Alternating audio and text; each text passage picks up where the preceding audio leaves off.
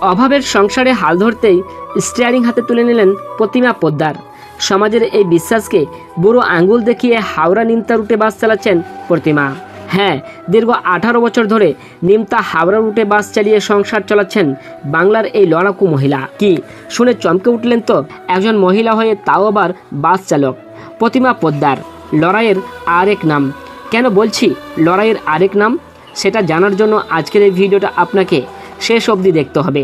একজন নিম্নবিত্ত ঘরের গৃহবধূ থেকে একজন মহিলা বাস চালক হয়ে ওঠার লড়াইটা এত সহজ ছিল না প্রতিমা দেবীর কাছে, কিন্তু তবুও তিনি পেরেছেন। সমাজের চোখ রাঙানি, হাসি ঠাট্টা এই সমস্তকে উপেক্ষা করে বাংলার এই মেয়ে দেখিয়ে দিয়েছেন যে রাখতে পারে সেই কমল হাতে কঠিন স্টিয়ারিং ধরতে পারে। একসময় প্রতিমা দেবীর স্বামী ভাড়া করা অটো চালাতেন, তাই সংসার চালানোর মতো যথেষ্ট কোনো ইনকাম ছিল না তাদের।